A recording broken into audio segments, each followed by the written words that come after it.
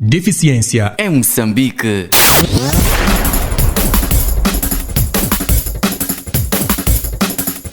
Saudações, amigo ouvinte. Está no ar o programa que é transmitido em mais de 80 rádios comunitárias em Moçambique. Espaço que dá voz às pessoas com deficiência. Estão na companhia de Rafael Bata na apresentação e Abdul Rahman na edição. Muito obrigado pela preferência e ótima escuta. Este programa tem apoio à produção da TV Surdo. Amigo ouvinte, nesta edição do seu programa de eleição, vamos conversar com a diretora nacional adjunta da Ação Social, a doutora Eufêmia Amela, que vai nos falar das suas conquistas e batalhas. Ela que trabalha no Ministério do Gênero, Criança e Ação Social. Acompanhe a entrevista com o jornalista Abdul Rahman. Deficiência em Moçambique. Saudações, amigo ouvinte, sejam bem-vindos a esta parte de entrevista no programa Deficiência em Moçambique. Hoje vamos conhecer um historial de uma mulher que tem lutado muito na área da deficiência no que diz respeito ao género. Chama-se Eufêmia Amela. Ela nasceu na cidade de Tete e de lá para cá tem feito muito trabalho da advocacia em prol dos direitos das mulheres e, sobretudo, das pessoas com deficiência. Diretora Eufêmia, muito obrigado por ter aceito o nosso convite. Em linhas gerais, como que adquiriu a deficiência físico-motora? Eu adquiri a deficiência quando eu tinha um pouco mais de 1 ano de idade. Como eu dizia no início, a minha irmã não adquiriu a deficiência, embora tivéssemos nascido no mesmo meio. Eu adquiri a deficiência por quê? Porque eu não tomei a vacina contra a poliomielite. E na altura, no distrito onde eu nasci, não havia chegado a vacina. Então, acredito que a minha imunidade, comparando com a da minha irmã, a minha estava baixa. E foi minha gêmea? Não, a minha irmã mais velha. Brincávamos juntas e meu pai é enfermeiro, vivíamos numa casa anexa ao hospital. Então, brincávamos, convivíamos ali juntas, mas eu contraía a minha irmã não. Então, isso foi o que moveu o meu pai pedir uma transferência da província de Tete para a província ou cidade do Maputo. Para, em primeiro lugar, melhores condições em termos de saúde, melhor assistência médica, e foi o que aconteceu. Cheguei aqui, fui logo internada no Hospital Central. Fiquei 6 meses internada. E, bom, eu tinha um pouco mais de 1 ano. Uma criança com essa idade, o meio é aquele. Fui logo direto para o hospital. Fiquei no hospital 6 meses. Diversas intervenções cirúrgicas para ver se atenuava um pouco, para ver se evitava sequelas graves. De facto, isso aconteceu. Mas eu fiquei internada 6 meses.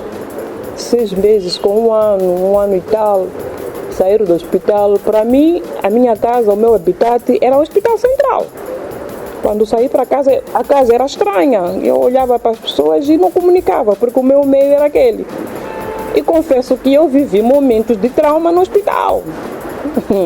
Eu vivi momentos de trauma, porque para mim, quando viessem os meus pais visitar, eu chorava, queria sair do hospital. No hospital ficava sozinho ou com a sua mãe?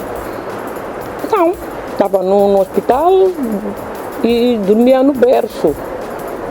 E eu confesso que os maus tratos foram os que mais me marcaram. Eu tinha aquela idade, mas confesso que quando recuo um pouco para trás, eu me lembro muito dos maus tratos que eu tive no hospital.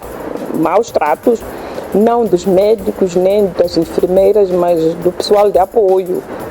E eu sofri muito. Isso me marcou pela negativa. Mas fim de semana tínhamos convívio ali em termos de animação, isto e aquilo. Mas quando a minha família fosse embora, eu chorava porque eu queria ir. Mas os meus pais não tinham a dimensão do que estava acontecendo. Eu sofria porque naquela idade é normal fazer xixi na cama. E eu fazia xixi na cama e depois quando a pessoa queria mudar, me cobria com aquele lençol molhado. Então são marcas que até hoje, com a idade que eu tenho, eu confesso que me lembro. Exato. Quando se diz que a gente registra mesmo. E depois dessa fase, como inicia o seu ensino? Quais foram os desafios sendo uma criança com deficiência? Bom, eu posso dizer que eu não tive uma situação desagradável em termos de acesso à escola, porque o meu pai já percebia qual era o valor da escola e ele sempre dizia: só com a escola é que a pessoa vence e não posso excluir esta por este facto. Ele criou todas as condições, os meus pais criaram todas as condições para que eu fosse à escola. Foi me matricular normalmente. Eu iniciei os meus estudos com 7 anos, na primeira classe, não frequentei o pré-primário. Então eu fui à escola, matriculou-me normalmente, eu ia à escola, meu pai criou todas as condições, éramos de uma família humilde. Meu pai tinha que fazer de tudo para que eu pudesse permanecer na escola. Como? Meu pai não tinha um meio de transporte, não tinha. E sempre viveu perto de escolas. Mas ele tinha que criar condições de ter uma pessoa que me levasse às costas para poder ir à escola. E não tinha cadeira de roda na altura? E era difícil ter uma cadeira no momento de conversação? Não tinha cadeira de rodas, acho que eu andava com apoio de paredes, qualquer bengala, qualquer coisa assim. Mas eu tinha alguém que ele carregava-me nas costas, eu chegava, deixava-me na carteira, eu assistia às aulas. Me lembro que um dos empregados, indisciplina, abandonou-me no meio do caminho, foi fazer as coisas dele e eu fiquei ali. Eu comecei a chorar, porque eu queria chegar na escola. Então uma pessoa passa, o que se passa? Eu disse: pá, me deixaram aqui, eu estou a ir à escola. O empregado depois voltou, levou-me à escola, chegou lá. Eu, a primeira coisa que fiz foi chorar. Tinha medo de levar porrada. Na altura nós levávamos porrada. A professora tudo passou, estudei normalmente, veio, depois recolheu-me para casa. Mas, quer dizer, eu me lembro daqueles aspectos que são de marco mesmo. Posso não me lembrar da classe, mas eu sei que houve esse episódio. Mas eu cheguei na escola, tudo bem. Na escola eu sentava, quando chegasse a hora do intervalo, colegas me levavam para sentar lá fora. Não tinha aparelho de marcha, não tinha cadeira de rodas. Me carregavam, me deixavam na escola, no pátio da escola, e eu ficava ali. Brincava, chegava a hora, me levavam para a sala de aula. Então, a minha rotina foi essa. Comecei a andar com apoio de bengala. Meu pai sempre procurou me deixar perto da escola. Quando eu passei para a 7ª classe, já não tinha uma escola perto. Um colega vivia onde? No bairro do Jardim. Um colega disse: não, há uma escola secundária que é internato, na Namacha. É melhor levar a tua filha para lá, para ela poder continuar os estudos no internato. Meu pai chegou em casa, disse à esposa: vamos levar ela no internato. Como que foi um internato sem cadeira de roda e não tinha alguém para lhe apoiar? Eu andava já com uma bengala. Andava com uma bengala. Então eu não gostei da ideia. Porque no meio de 7, 8 irmãos, eu ser levada para o internato, eita, foi um choque. Como? Porque eu? E pensava que... Aí é que comecei a sentir que sou diferente. Exatamente. Meu pai levou-me e eu cheguei lá, chorava sempre. No ano seguinte, meu pai percebeu que ele deveria inverter o cenário. Como? Levando a minha irmã mais velha. Para eu não perceber que eu estou sozinha por causa da condição. Okay. Meu pai levou a minha irmã mais velha. Então eu estava lá com a minha irmã. Só que, curiosamente, minha irmã tinha amigas dela e eu tinha minhas amigas. Quer dizer, depois de um ano, ambientei-me, porque lá não tinha nenhuma pessoa com deficiência. E eu acho que as questões de inclusão, comecei a perceber que não, meu pai não me trouxe para um centro só de pessoas com deficiência. Trouxe-me para uma escola onde todas as pessoas estão lá, incluindo eu, que sou diferente. Mas, na verdade, todos nós somos diferentes, né? Então, minha irmã veio, lá estudei, fiz até a 8ª classe, sem problema, já até nem queria sair. Quando chegou a vez de sair, a escola secundária da Namacha lecionava até a 8ª. Eu já não queria sair, porque já tinha bases lá. Estudei lá a 7ª e 8ª, não tinha a 9ª. Então, quando passei para a 9ª, vim para o Maputo. Meu pai matriculou-me na Josina Machel. Josina Machel foi um daqueles desafios terríveis da distância. Meus pais depois saíram do Jardim para a zona do estádio da Machava, onde ele construiu. Embora o jardim também fosse casa própria, mas ele, uma casa maior, uma casa confortável, com quintal, que era perto do estádio da Machava. Até hoje minha mãe está lá. Vamos agora ao transporte. Na altura crítica em que a situação do transporte estava chapa-100. Então, ainda existia, mas era o mesmo chapa-100, depois da independência. Então, lá consegui, fazia, e chegava atrasada, lá ia, perdi muitas coisas, mas eu sempre queria ir à escola. Lá estudei, consegui fazer a 9ª classe.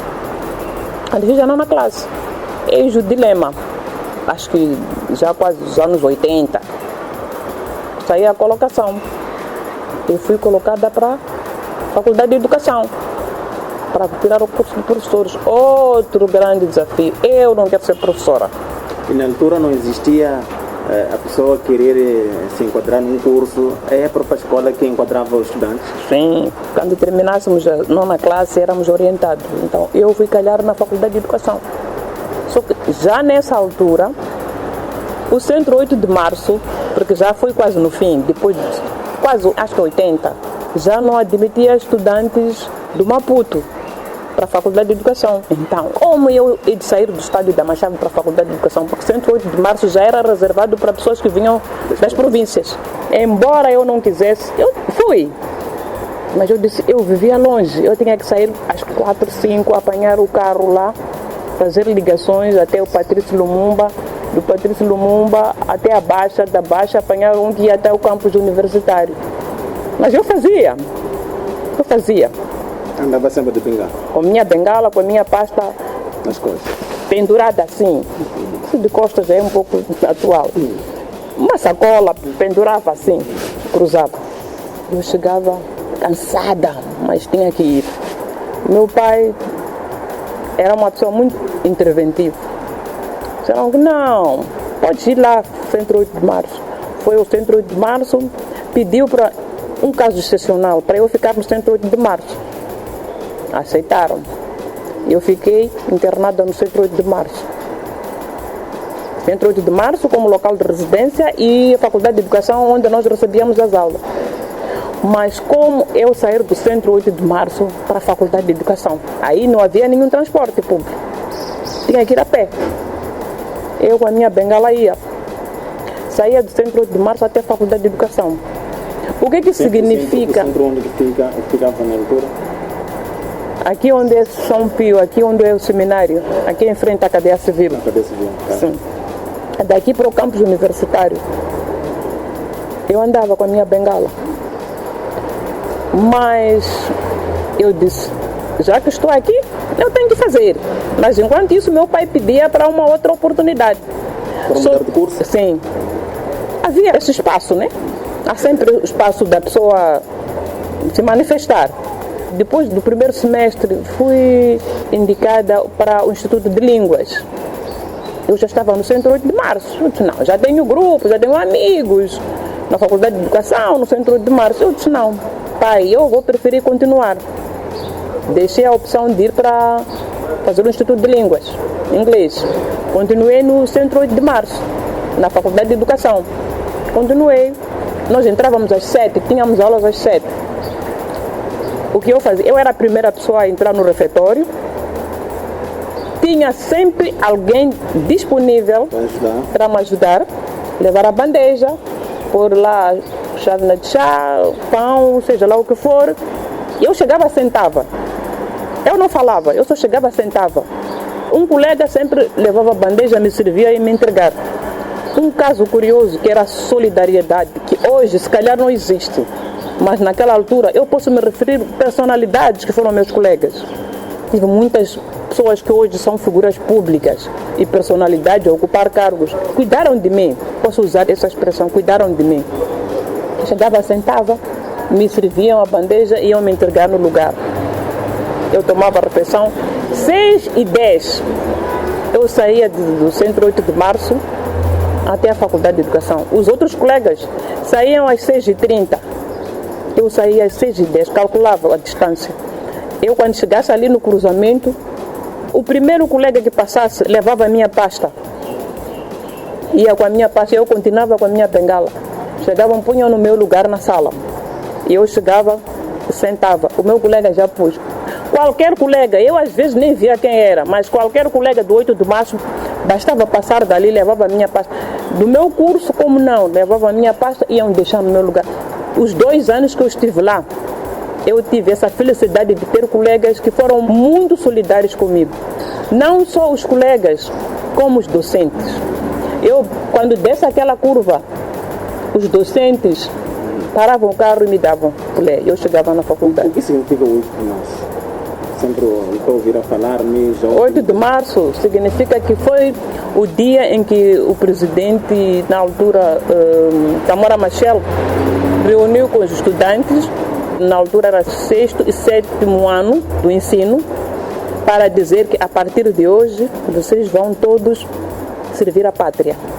Foi no dia 8 de março que todos os estudantes tiveram que interromper os seus estudos para serem reorientados para cursos, professorado, outras áreas, para poder servir. Então, por isso que ficou com o nome de 8 de março. E como é que entra na área de associativismo? Bom, na área do associativismo, eu entrei porque eu fui trabalhar para o Instituto Nacional de Desenvolvimento da Educação. E lá encontrei a doutora Fárida. Acho que é uma pessoa conhecida. Ela é uma pessoa com deficiência. Então, como colegas, ela é um pouco mais velha que eu, ela já tinha ouvido falar de movimentos nos outros países, do Zimbábue. E também uma outra pessoa que é o Jorge Tinga. Eles conversavam. Então, ela veio ter comigo. Disse, Eufêmia, que tal esta ideia? Nós somos pessoas com deficiência, em algum momento somos excluídos. Que tal nos juntarmos para organizarmos uma associação? Na altura eu não entendia muito bem. Vamos experimentar. Está bem. Não era como a Eufêmia de hoje. Eu não falava muito assim. Eu fazia amizades, mas não era uma pessoa muito extrovertida como hoje. Na minha humildade, sem perceber muito bem, essa ideia já tinha sido avançada com o Jorge Tinga. Então, nós aos sábados, ao invés de estarmos com as famílias em casa, tínhamos reuniões embaixo das árvores. O Instituto de Ciências de Saúde nos cedia sempre uma sala, reuníamos, era eu, Jorge Tinga, Fárida, e foram se juntando mais colegas. Mas eu não percebia muito bem. Só que fui percebendo com o tempo o que significa isso, lutar pelos direitos, o que significa nós também sermos inseridos, porque em algum momento éramos excluídos. Eu posso não ter uma experiência muito nítida de exclusão, mas vivi momentos de exclusão, sim senhora. Mesmo lá no Índio, onde eu trabalhava, eu quando fui indicada para ir ao Brasil, pela primeira vez, a minha primeira viagem, nem todos os chefes disseram que sim. Como uma pessoa nestas condições vão indicar para a viagem? Colegas que sentavam comigo ao meu lado não gostaram da ideia. Porque levarem esta pessoa em vez de levar a nós? O termo que foi usado até é um pouco ofensivo. Para quem entende a língua do sul, bate cachigono, bate se cair, nivano. Não sei se está a perceber. Isso chegou aos meus ouvidos. Mas eu disse, se a viagem era destinada para mim, eu vou, não me interesso as falas. O importante é que eu mereci. Foi por mérito. Tivemos numa formação e eu fui uma das melhores. E fui indicada. E no início da formação ninguém disse o que havia depois. Aquilo foi uma formação. No fim, já faltando 2 semanas, chamaram eu e a minha colega, vocês foram as melhores. E pelo facto de vou ao Brasil, no início da formação não foi dito. É por isso eu, quando promovo algumas realizações, nunca digo o que vai acontecer para ver o desempenho da pessoa. Porque eu tive essa experiência, me dediquei e no fim mereci, mas não sabia que havia esse tipo de recompensa, digamos, no fim. E esse grupo com a doutora Fárida e Tinga chegou à criação da DEMO? Sim, foi criada a DEMO em 1989, numa Assembleia Geral Constituinte, onde, foi um primeiro impacto no país, o movimento de pessoas com deficiência, uma associação que pudesse lutar pela inclusão, nós naquela altura até já sabíamos de cor. O objetivo central é fazer com que as pessoas com deficiência sejam incluídas na sociedade. Mais ou menos isso é que nós dizíamos. Queríamos que sejamos inclusos na sociedade, mas traduzindo isso em termos concretos, nós só sabíamos que queríamos estar na escola, queríamos estar no emprego, queríamos ter transporte, mas esses conceitos foram evoluindo e hoje nós dizemos inclusão, a criação de condições para que eu possa participar em pé de igualdade. Estou na cadeira de rodas, sim, mas eu tenho que aceder àquele lugar.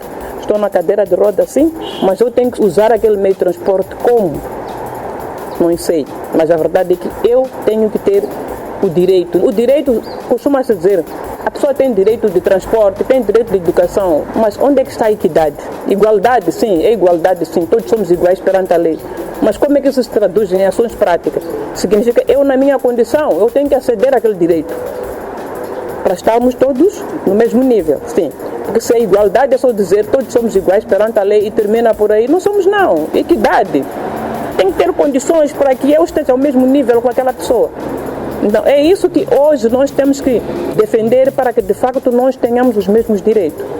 Exato. E olhando neste momento, faz parte daquele grupo que criou a TEMO. Quando olha a TEMO, quando olha todo o movimento, esse ativismo da pessoa com deficiência, como é que se sente? Bom, eu penso que o movimento resulta. Nós não podemos dizer que, ok, nós todos temos que ser A, B, C. Não. Paulatinamente, e temos que festejar as pequenas vitórias. Eu sou funcionária pública, né? Mas eu sou uma pessoa com deficiência. Mas existem desafios. Quem diria? Existem desafios, mas nós temos que festejar as pequenas vitórias. Por quê? Porque se eu naquela altura consegui estudar e me tornar funcionária, é porque havia uma percepção por parte da minha família. Então não podemos dizer que não há ganhos. Há ganhos sim, mas esses ganhos têm que ser conjugados com aquilo que são as pequenas ações que a família e a sociedade faz. Porque se a nossa família nos deixa de lado, se a nossa comunidade nos deixa de lado, por muito mais que haja políticas, que haja leis, se eu não comecei, a minha luta não vai resultar. Então é preciso nós percebermos que o papel da família é fundamental nessas grandes ações. O papel da sociedade civil, o papel do governo, são ações que se complementam. Mas nós não podemos esquecer das atitudes. Podemos dizer que sim, temos políticas, podemos dizer sim que temos programas, temos lei. Se a atitude daquela pessoa que está à frente é outra, tudo se resume a zero. Assim como a atitude da família também. Exato. Mesmo no final da nossa entrevista, doutor, como é que se sentiu quando recebeu uma mensagem ou uma chamada para ocupar cargo de diretora adjunta? Como eu disse, eu sou funcionária. Então, se nós olharmos para aquilo que nós defendemos, de que todos nós somos iguais perante a lei, significa que não foi uma superação, como se diz. Não. Foi mérito. Sou funcionária, reúne os requisitos, tem capacidades, tem a formação exigida, vamos nomear, independentemente de ser ou não uma pessoa com deficiência. O ganho que eu digo é porque nós não podemos pensar que, como eu sou uma pessoa com deficiência, nunca vou ocupar cargo A, B, C, não. O desafio que nós temos é nos formar, nos capacitar e, claro, mostrar que somos capazes e não pensar que aquele tipo de dizer, como eu sou uma pessoa com deficiência, tem que ocupar o lugar A, B, C, não. Essas coisas têm que ser conjugadas. Eu, antes de eu ser uma pessoa com deficiência, eu sou uma pessoa, sou profissional. Então, eu recebi a notícia ou a solicitação, naturalmente, digo, estou profissional, quero chegar ao topo. Querendo chegar ao topo, tenho que fazer o meu melhor para poder um dia chegar. A mesma maneira que eu digo é que a luta dos movimentos sociais, das associações, tem que ser para conquistar pequenas coisas, né? Se nós olharmos para a educação, nós temos que investir ou temos que fazer com que a educação seja uma prioridade. Se olharmos para as barreiras, temos que fazer de tudo para que as pessoas percebam o que significa a remoção de uma barreira. Porque se as barreiras persistirem, por muito boa vontade que nós queremos, muitas pessoas podem dizer que eu não consigo. Mas também o papel da família é muito forte. Para dizer o quê? Para dizer que temos que, acima de tudo, remover as barreiras de atitude que as famílias têm. Dizer que esta é uma rapariga, não pode ir à escola. Esta é uma pessoa com deficiência, o que é que vai me trazer se for à escola? Então, daí, o resto tudo acontece. E eu reconheço que existem barreiras, existem atitudes que ainda ofuscam, atitudes que ainda não valorizam as pessoas com deficiência. Mas o papel da sociedade civil e o papel do governo são ações conjugadas que podem muito bem nos fazerem chegar aonde nós queremos chegar, desde que a gente perceba que temos que trabalhar em conjunto. Acima de tudo, um grande papel que eu aconselho é que a família olhe para a pessoa com deficiência como um membro da sociedade, como um membro da família, que tem os mesmos direitos e deveres para que ela consiga vencer as barreiras. Nenhum pai vai ser imortal, nenhuma mãe vai ser imortal. É preciso empoderar a pessoa para que a pessoa caminhe por si. Amigo ouvinte, muito obrigado por ter estado deste lado e esteve atento à entrevista com a diretora nacional adjunta da Ação Social no Ministério do Gênero, Criança e Ação Social, FM Amela, que partilhou aqui a sua trajetória de vida. Aliás, uma mulher muito batalhadora. Amigo ouvinte, acompanhou a entrevista. Deficiência em Moçambique. Muito obrigado, diretora Eufémia Amela, por ter partilhado a sua história neste programa. Bem-haja a inclusão social no setor público. Amigo ouvinte, pode acompanhar esta e mais notícias nas nossas redes sociais, Facebook e YouTube, onde pode nos seguir. Para tal, escreva Deficiência em Moçambique e faça a sua subscrição. Estamos nos momentos finais do seu programa de eleição. Este programa tem apoio à produção da TV Surdo. Estiveram na vossa companhia Rafael Bata na apresentação e Abdur Rahman na edição. Até o próximo programa. Deficiência em Moçambique.